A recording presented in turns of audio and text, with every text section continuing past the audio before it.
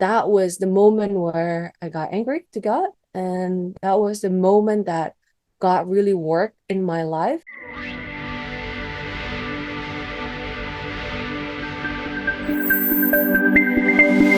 Well, one of the regular things we talk about here on Missions Today, of course, is integrating faith and work. And that's really part of our topic this week, but it's always more than that. It's God at work stories of what God is doing around the world. And thrilled today to have joining us Anne Paramitha.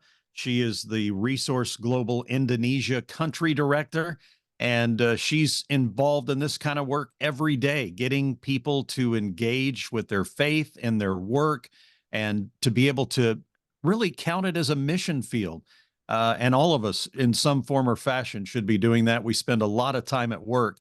And if we're not directly called to missions, engaging in missions through our work is a wonderful way to do that. So we're going to hear more about her story. We're going to hear about what she's doing in Indonesia. But first, I just want to welcome Anne to the program. Anne, thanks so much for being with us today. My pleasure. Thank you for inviting me and talk to me today. It's exciting.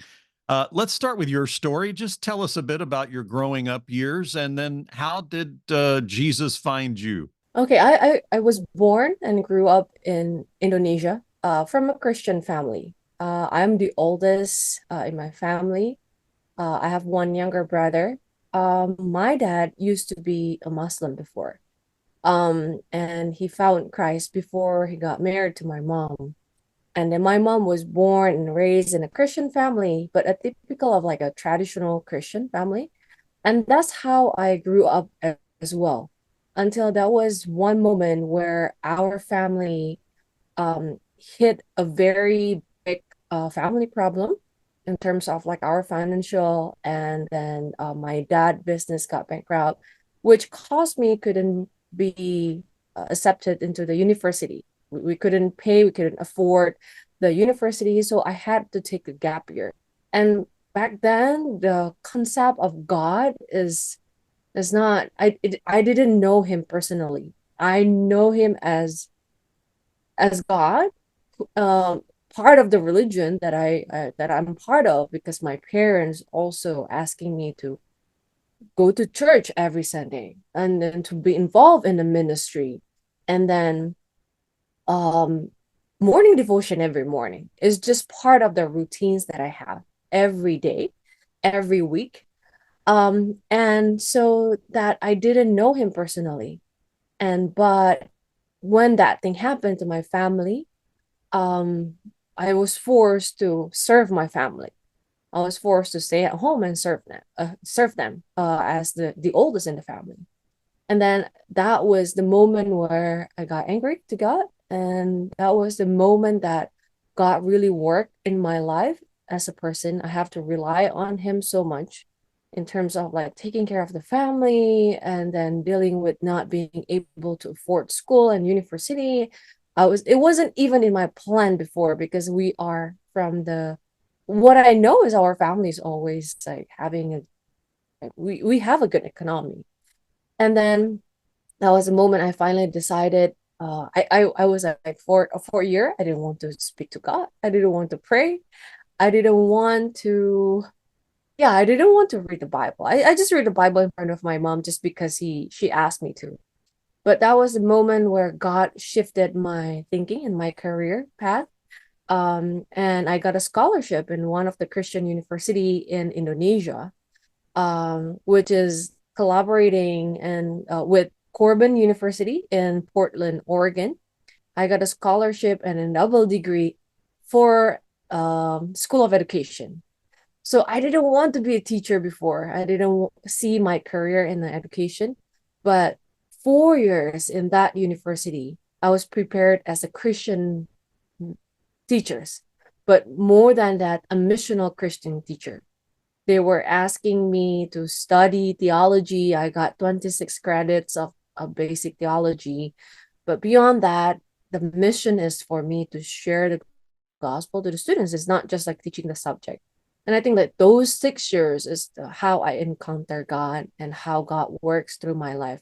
It's not like a one time. If people ask me that question, I couldn't tell like that's just like the one time, like one day I know I want to follow Christ and Christ was in my life, and then Christ transformed me into the new being, but it's a long process. It's about like changing the mindset, transforming the heart, which eventually coming out from the action that I'm doing. So I see it as a heart changing, and then renewing my mindset, which is actually like transforming my life and then my action and my decision making. Thank you for sharing that story. It's obviously critical in your life story to this change and to your direction and what you're doing. Let me go back for a moment. You talked about not liking God, not wanting to talk to God for a period of time. Anything you remember about that period of time? Were there moments where you wanted to reach out to God or you hoped he would reach out to you? If not, what began to be that transition? What began to soften your heart, if you will, to go back to God, to seek God again after being so staunchly opposed to him for a period of time? I was so stubborn back then. Um, and I was still doing everything out of the habit routines that I know from I was little. But in my heart, I know I still the same and the little and that doesn't believe in God. I think the moment when God really showed me, it was in my first year of university. Every day, because it's a Christian university and we are the program that I was part of, it's really speak into my life about who I am, my identity, and then my life, the purpose of my life, calling. It's like every day they constantly speak about calling and they constantly speak about identity. Who am I? And I was like, I was applying to this program to be a teacher. I know this is a Christian university, but I didn't think through that, oh, it has to be like this. I felt like am I being a pastor or something? Like am I being thought as a elders in the church or what is it?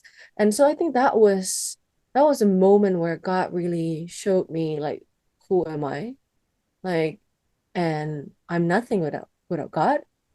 Um and how God tailor everything. It's not just for me as a person, my life, but also how God works in my family, through my parents and my brother's life.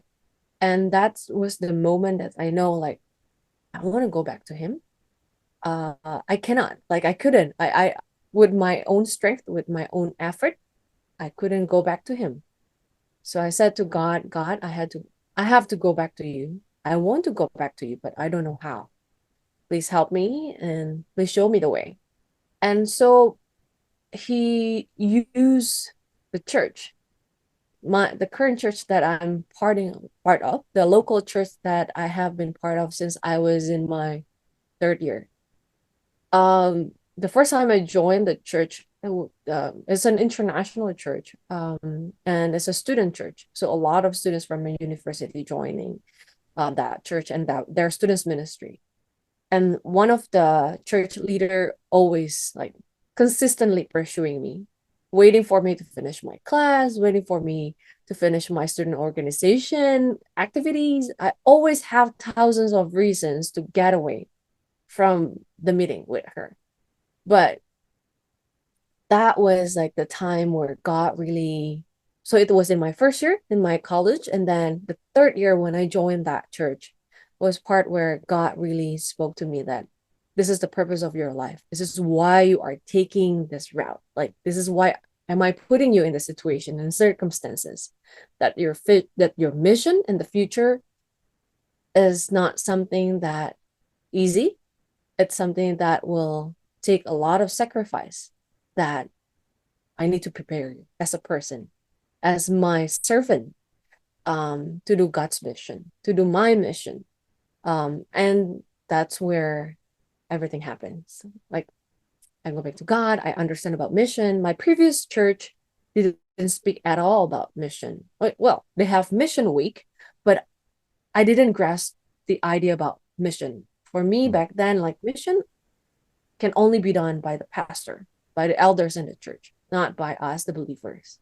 Your background with the training through school and a Christian school that's basically training you to teach young people about faith. I grew up in a Christian school primarily. After fifth grade. I was in public school till fourth grade. Fifth grade on, I was till I graduated. I was in a public, a Christian high school and a Christian college. And, when you're involved in ministry, which I was from the age of 15, even in radio, doing ministry things, uh, that calling almost seems to be part of your life because it's what you've been trained to do as you've grown up. It's part of it. It's not like going into business and becoming Mhm. called to something else, or even beginning to live that out in business. It's you're kind of within the system, is the way I think of it. You're kind of within the system, and you're using those skills and abilities that God's given you, or that job he's given you, and you're already kind of in that mission mindset. So very interesting to hear you say that, because I think back on my own life, those experiences of being involved in ministry. It was my work. It was part of my work. It wasn't something I had to go figure out how to integrate Mhm. one with the other. It was part of my work from my very first day at the age of 15. So I just want to go to talk a little bit about those educational years. Obviously, you were trained to be a teacher. You felt this calling. What was next? Obviously, you graduated. Did you actually become a teacher or an administrator? And were you in the process of working out that calling in that process? So at first, I wasn't called as a teacher. When I was in a high school, my homeroom teacher said to me like, "And do you want to be a teacher?" I said like, "Huh, teacher? It's not even a profession for me. It's not even a career. I cannot see the career path as a teacher." But then like I became a teacher. And so 4 years of my university program is a scholarship. It's a full scholarship program with a reciprocation years in the very end. So I had to do the reciprocation for 5 years after I graduated from my university. And the system was I wasn't able to choose which school that they will send me. So the institution where I was part of, they have 40, 50 schools all over Indonesia, and with a different tier. The first tier is the international schools, which is they are in the big cities.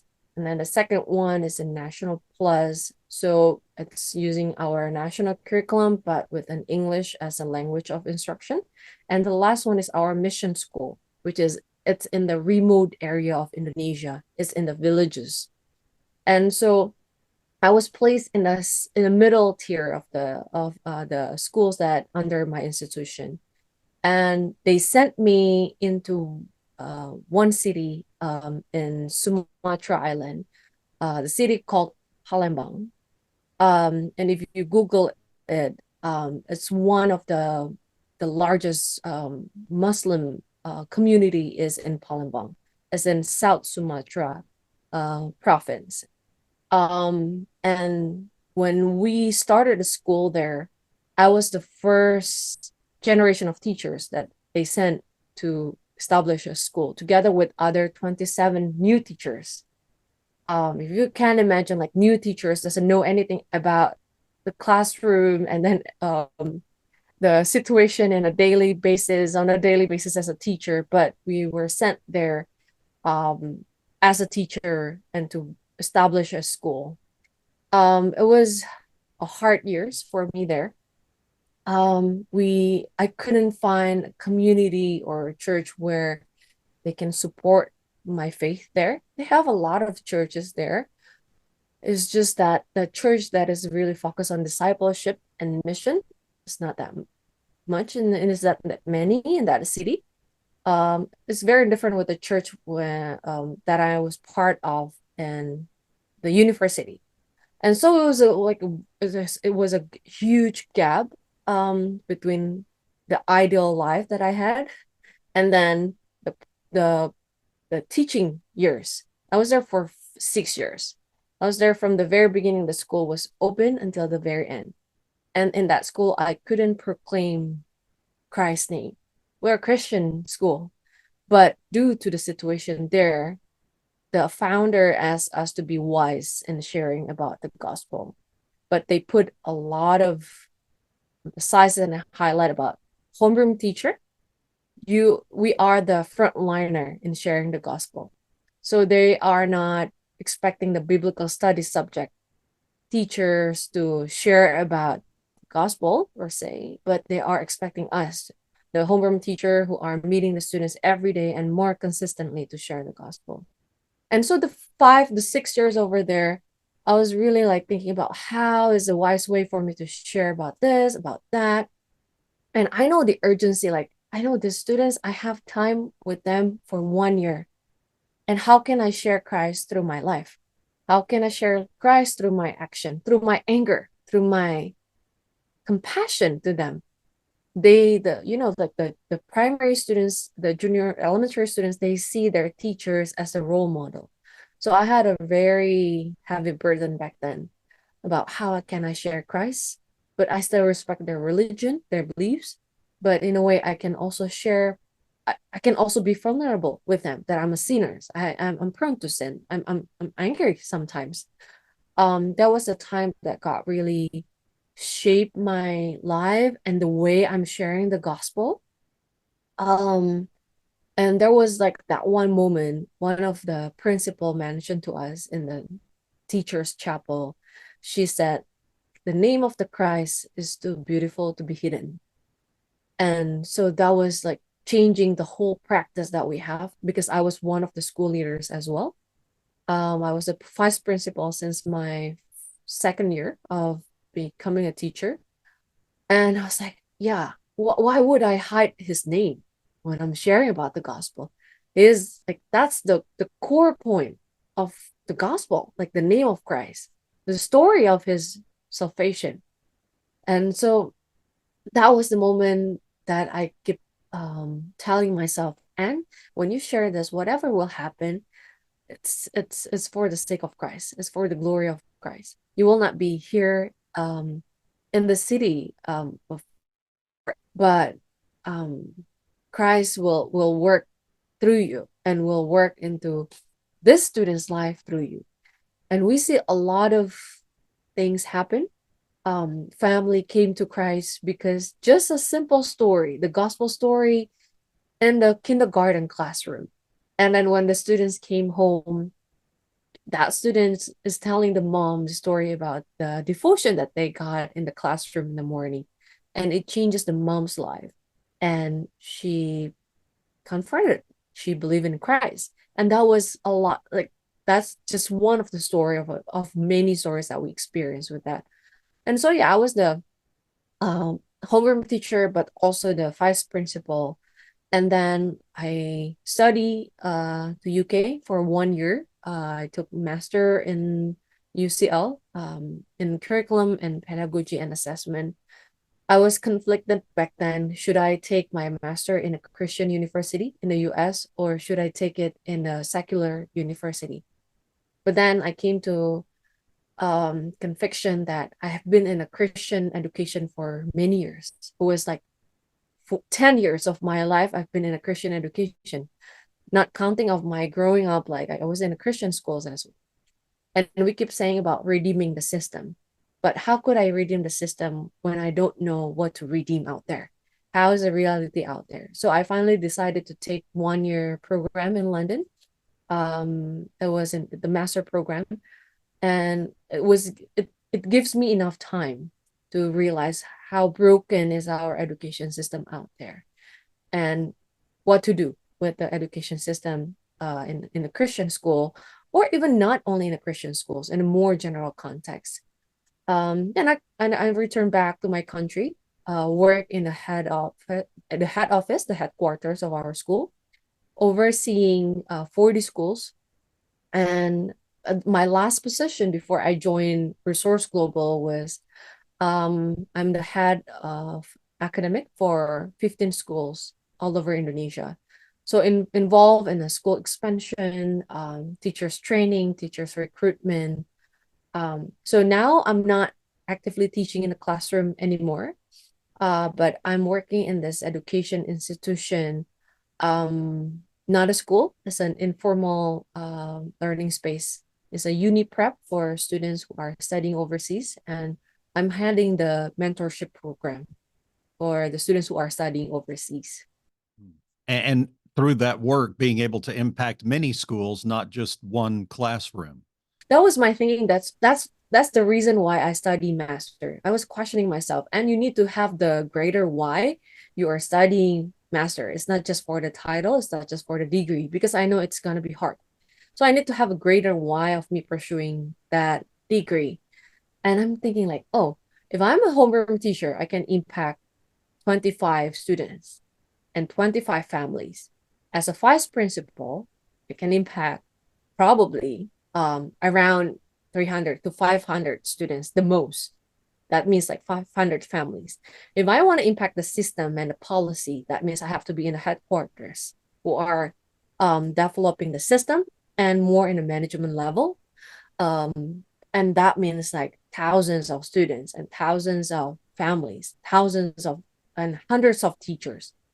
And I know for sure that I need my master degree to be able to be qualified to be in that position. Let's talk about your transition or joining up with Resource Global. How did you get connected, and tell us what your responsibilities are there? So my journey with RG is very unique though. So the dean of Teachers College, where I was part of as my undergrad, she is one of the mentors in RG Indonesia.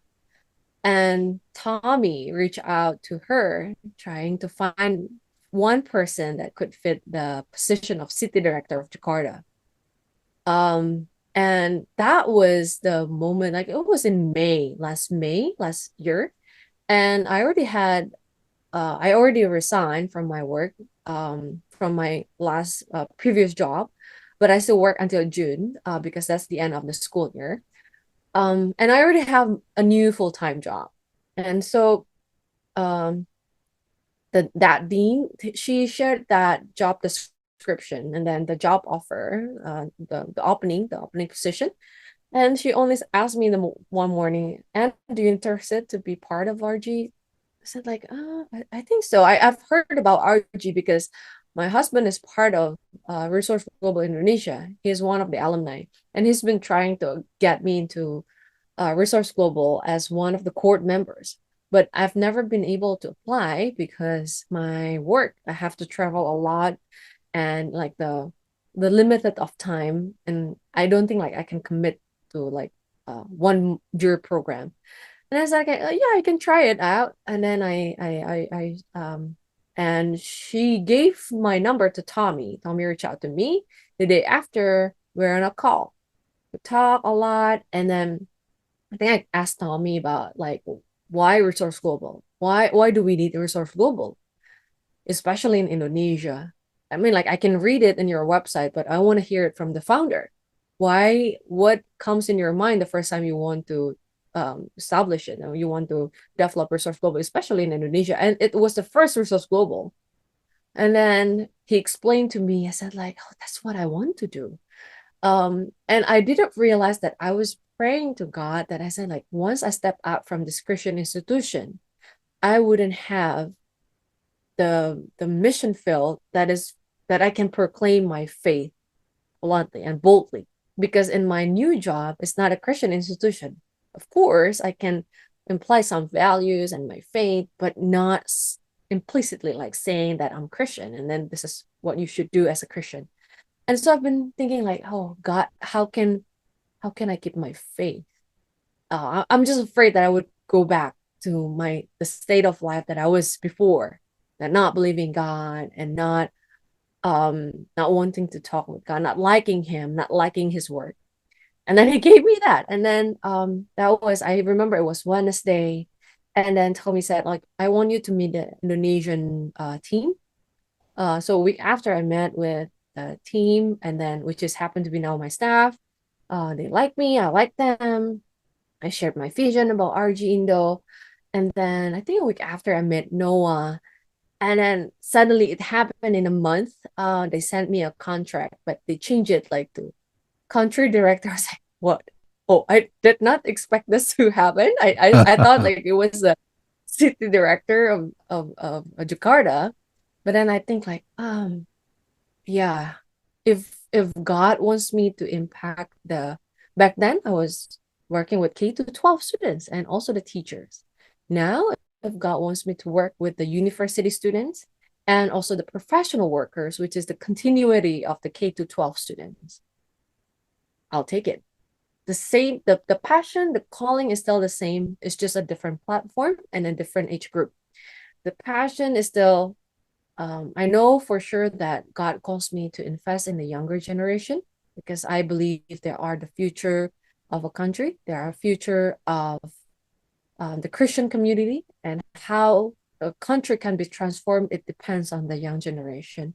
So it's either in the school or now in the uni prep mentorship program or through RG, which is the young professionals. And I said like, okay, then I'll take it. If it has to be the country director. And yeah, that's pretty much the story. It's just in 1 month.